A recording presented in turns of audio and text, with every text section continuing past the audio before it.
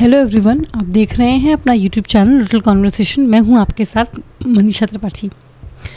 India Canada का जो diplomatic tiff है, इसमें बहुत सारे मुद्दे उछले। खालिस्तानी टेररिज्म, जस्टिन ट्रूडो की लो पॉलिटिकल आईक्यू और जो डिप्लोमेटिक टेंशन्स जो बढ़े हैं इंडिया के साथ, वो उस पर बहुत सारी बातें हो चुकी हैं। लेकिन इसमें एक और टॉपिक इमर्ज हुआ, वो था 5 आइज़ का। कनाडा का कहना था कि हरदीप सिंह निज्जर को, जो कैनेडियन टेररिस्ट है, उसको इंडियन गवर्नमेंट इन्वॉल्व थी उसके असैसिनेशन में। ये इंटेलिजेंस उसको उसके 5 आइज़ के पार्टनर्स ने दिया है। उस समय ये जब से इंडिया कनाडा का रोज शुरू हुआ है, तब से ये 5 आइज़ जो ऑर्गेनाइजेशन है, अलायंस है, इसके बारे में बहुत चर्चा हो रही है। तो आज इस टॉप वीडियो में हम बात करेंगे कि आखिर ये 5 आई अलायंस है क्या और ये इंडिया को क्यों बुली कर रहा है। तो पहले तो ये कि 5 आई अलायंस जो है, ये शुरुआत में पहले सिर्फ 2 कंट्रीज़ का ग्रुप था, यूके एंड यूएसए। एंड 1946 में towards the end of world war ये इस्टेब्लिश हुआ था, बेसिकली सोवियत कैंप पे नज़र रखने के लिए। ये सिग्नल इंटेलिजेंस शेयर करता था, मतलब वो इंटेलिजेंस जो इंटरसेप्ट की है through intercepting the communication and electronic devices. Communication devices हैं और इलेक्ट्रॉनिक डिवाइसेस हैं, इलेक्ट्रिक सिग्नल्स हैं, उनको इंटरसेप्ट करके जो इंटेलिजेंस मिलती है उसको सिग्नल इंटेलिजेंस कहते हैं। ये आपस में शेयर करते थे। 1948 में कनाडा शामिल हुआ है और 1956 में इसमें ऑस्ट्रेलिया एंड न्यूजीलैंड शामिल हुआ है। ये 5 Anglo Saxon English speaking countries हैं। लेटर ऑन ये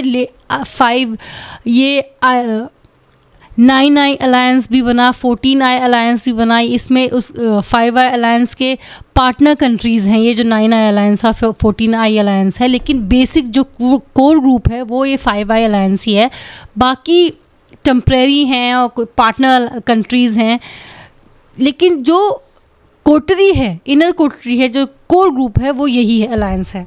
ये ग्रुप सबसे सोफिस्टिकेटेड इंटेलिजेंस शेयरिंग ग्रुप माना जाता है, क्योंकि जो 5 कंट्रीज़ हैं वो बहुत ही डेवलप्ड कंट्रीज़ हैं और इनके अपने क्योंकि इंडिविजुअली इन कंट्रीज़ का इंटेलिजेंस स्ट्रक्चर, इंटेलिजेंस सिस्टम जो है वो बहुत ही स्ट्रॉन्ग है, मजबूत है। ऐसे में जब ये आपस में अपने रिसोर्सेज को पूल करते हैं, आपस में मिल के काम करते हैं, तो it becomes even more sophisticated. So it's one of the most sophisticated close knit multilateral organization in the world. And ये एक शुरुआती दिनों में काफ़ी समय तक ये एक बहुत ही क्लैंडस्टीन ऑर्गेनाइजेशन था। 2010 तक ऐसा कोई अलायंस एग्जिस्ट करता है, इसके बारे में कोई एक्नॉलेजमेंट था ही नहीं। पब्लिक स्फीयर में इसकी कोई एक्नॉलेजमेंट थी ही नहीं। फॉर एग्जांपल, अगर कोई ऑस्ट्रेलियन पीएम बनता है तो उसको 5 आई अलायंस के होने के बारे में तब मालूम पड़ेगा जब वो प्राइम मिनिस्टर बन जाएगा, नॉट बिफोर दैट। इतना क्लैंडस्टीन ये ऑर्गेनाइजेशन थी। 2010 में कुछ सर्टन में ये बात पब्लिकली इन कंट्रीज़ ने एक्नॉलेज की कि हाँ, एक ऐसा ऑर्गेनाइजेशन है जो इंटेलिजेंस शेयरिंग करता है।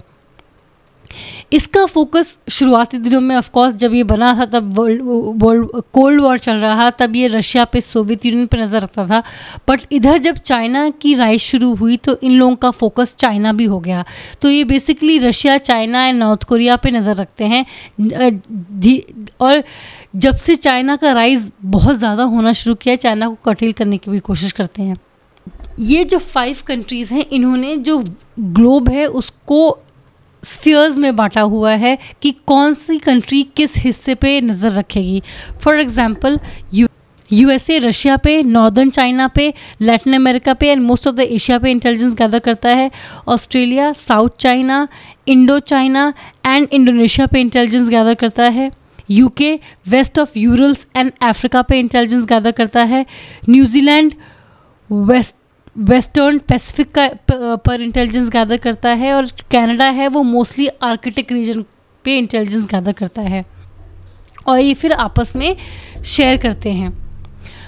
2013 में एडवर्ड स्नोडेन, इन्होंने एक फॉर्मर एनएसए के एजेंट भी थे, नेशनल सिक्योरिटी एजेंसी के। इन्होंने बहुत ही एक्सप्लोजिव दावे किए थे। उन्होंने दावा किया कि ये जो फाइव आइज कंट्री हैं वो न सिर्फ फॉरेन एडवर्सरी की इंटेलिजेंस गैदर करती हैं, बल्कि आपस में भी एक दूसरे की भी, जो फाइव आइज कंट्रीज़ है वो आपस में भी एक दूसरे पे इंटेलिजेंस गैदर करती हैं और अपने सिटीजन्स पे भी इंटेलिजेंस गैदर करती हैं। एंड ये जो फाइव आई एजेंसी है, अलायंस है, इसमें जो लोग काम कर रहे हैं वो अपने नेशनल लॉ के दायरे में नहीं सिमटे हुए हैं। They are outside the ambit of national law. जो कंट्री के लॉज हैं वो उन लोगों पे अप्लाई नहीं होते हैं जो फाइव आइज अलायंस का हिस्सा हैं।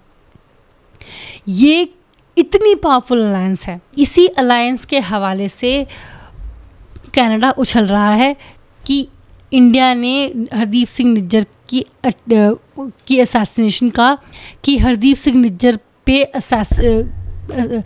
कि हरदीप सिंह, और इसी फाइव आइज सहारे कनाडा, जस्टिन ट्रूडो रादर उछल रहे हैं कि इंडिया ने असैसिनेट करवाया है हरदीप सिंह निज्जर को। Indian officials, Indian government is involve in the assassination of Hardeep Singh Nijjar. अब सवाल ये आता है, इतना टाइम हो गया, इतना हल्ला हंगामा हो गया, लीक्स पे लीक हुए जा रहे हैं कि अमित शाह इन्वॉल्व थे, जो कनाडा में इंडियन डिप्लोमेट थे, हाई कमिश्नर थे, वो इन्वॉल्व थे। लेकिन ये एलिगेशंस की लीक्स के अलावा कोई क्रेडिबल एविडेंस अभी तक किसी ने दिया नहीं है, न लीक हुआ है। इनफैक्ट जस्टिन ट्रूडो ने एक कमीशन अपनी कनाडा में एक कमिटी के आगे ये माना है कि उनके पास शुरुआती दिनों में कोई एविडेंस नहीं था, बस इंटेलिजेंस थी। वहाँ पे जो निज्जर का ट्रायल चल रहा है, हरदीप सिंह निज्जर के असैसिनेशन का ट्रायल चल रहा है, उसमें भी जस्टिन ट्रूडो ने कोई एविडेंस पेश नहीं किया है ये दिखाने के लिए कि इंडियन ऑफिशियल्स इन्वॉल्व थे। सिवाय एलिगेशंस के कनाडा कुछ नहीं कर पा रहा है। और फाइव आई के जो पार्टनर्स हैं वो बार बार this is very concerning, this is very concerning, this is very concerning कह के निकल जा रहे हैं। यूएसए भी दम बहुत फूंक रहा है, इंडिया कोऑपरेट भी कर रहा है। वो जो पन्नून के असैसिनेशन में इंडिया के इन्वॉल्वमेंट का इल्ज़ाम लगाया गया है यूएस द्वारा, उसमें इंडिया कोऑपरेट कर रहा है, लेकिन अभी तक कुछ भी कंक्लूसिव अभी तक यूएसए भी नहीं दे पाया है। तो अब सवाल ये उठता है कि क्यों आखिर ये फाइव आई अलायंस हाथ धो के नहा धो के इंडिया के पीछे पड़ गया है।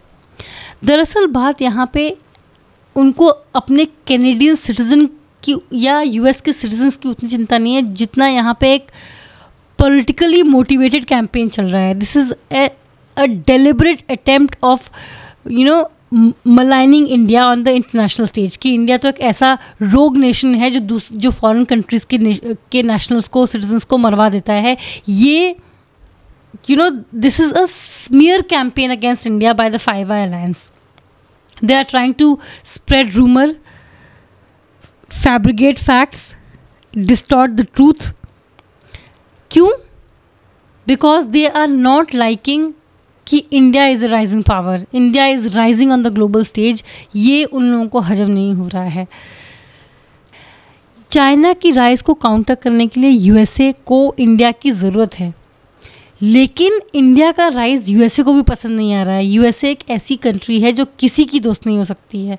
वो सिवाय अपने, खैर कोई भी कंट्री अपने नेशनल इंटरेस्ट को पहले देखती है, लेकिन यूएसए उन सब में एक ऐसी कंट्री है जो दूसरों को तो ज्ञान बांटती है, लेकिन कभी भी अपने गिरबान में झांक के नहीं देखती है। जब तक यूएसए कुछ भी कर रहा है तब तक वो ह्यूमन राइट्स के दायरे में भी है, वो ठीक भी, वो मतलब everything USA does is right and जो दूसरे करते हैं वो गलत है।